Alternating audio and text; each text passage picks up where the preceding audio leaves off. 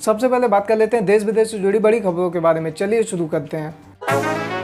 पाकिस्तान के काल्पनिक नक्शा पेश करने पर एनएसए अजीत डोभाल ने एससीओ की बैठक से किया वॉकआउट। छत्तीसगढ़ के सुकमा में सीआरपीएफ अधिकारी ने सर्विस राइफल से गोली मारकर खुदकुशी की।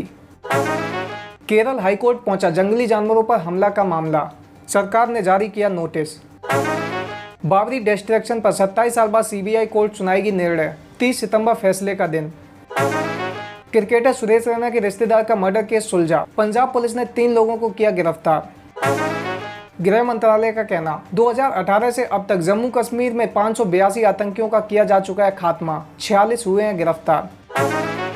गुजरात के सूरत में बिल्डर की दरिया दिली, बिना किराया लिए 42 परिवारों को दी अपने फ्लैट्स में जगह। गृह मंत्रालय का कहना, 6 महीने में भारत चीन सीमा पर कोई घुसपैठ नहीं, लेकिन पाक बॉर्डर से 47 बार हुआ प्रयास। बात कर लेते हैं कोरोना वायरस की। 50 लाख के पार हुए देश में कुल कोरोना वायरस के मामले, 82,000 से ज़्यादा की जा चुकी है जान। केंद्रीय स्वास्थ्य मंत्रालय के मुताबिक मंगलवार सुबह 8 बजे से लेकर बुधवार सुबह 8 बजे तक देश भर में कोरोना वायरस के 82,961 नए मामले देखने को मिले। अरुणाचल प्रदेश के मुख्यमंत्री Pema Khandu corona virus positive, खुद ट्वीट कर दी जानकारी। गृह मंत्रालय का कहना, ड्रग्स माफिया और बॉलीवुड हस्तियों के बीच सांठगांठ की कार्रवाई योग्य इनपुट नहीं।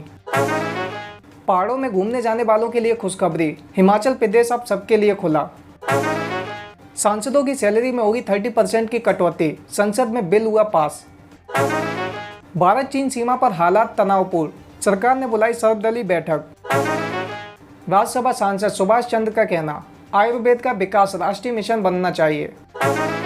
किसान बिल पर बोले जेपी नड्डा, कांग्रेस पहले समर्थन में थी, अब केवल राजनीति कर रही है।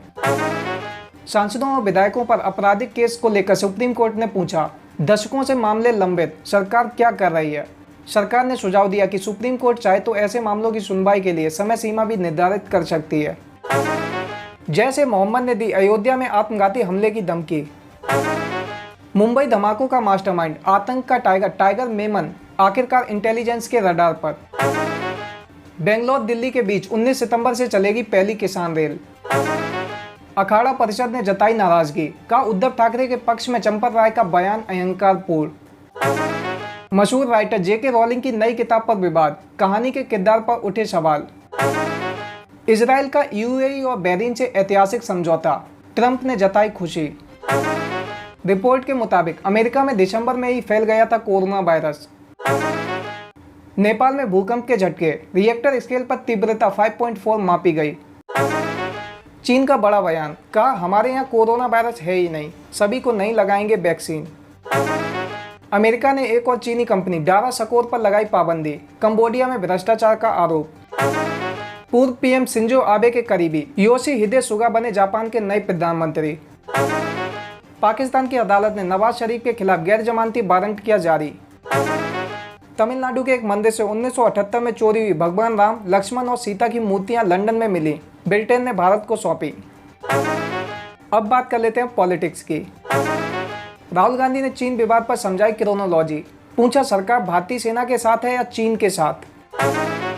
3 किसान बिलों का विरोध करेगा अकाली दल, सांसदों को विरोध में वोटिंग का व्हिप किया जारी। सुशांत मामला को लेकर लोकसभा में उठी आत्महत्या जैसे संवेदनशील मामलों के कवरेज के लिए दिशा निर्देश बनाने की मांग। टाटा करेगा संसद की नई बिल्डिंग का निर्माण, 861.90 करोड़ रुपए में कॉन्ट्रैक्ट किया हासिल।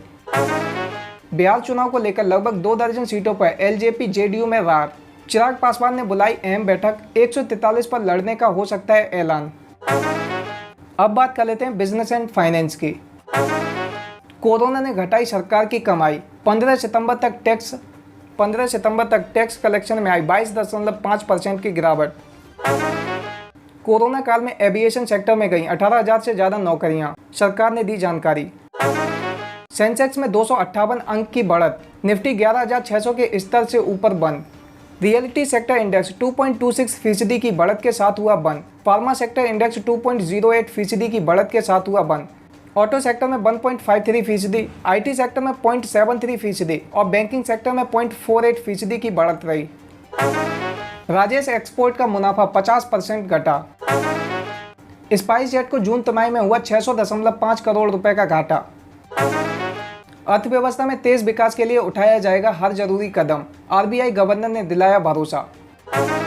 दिवाली के बाद देश में विमान यात्रियों की संख्या में होगा जोरदार इजाफा, एयर इंडिया को बेचना है अंतिम विकल्प। ओटीटी प्लेटफॉर्म पर ट्राई का फैसला, ग्राहकों के लिए फायदेमंद, बीआईएफ ने की तारीफ। कच्चे तेल में दूसरे दिन आई तेजी, पेट्रोल डीजल के दाम में गिरावट पर लगा ब्रेक।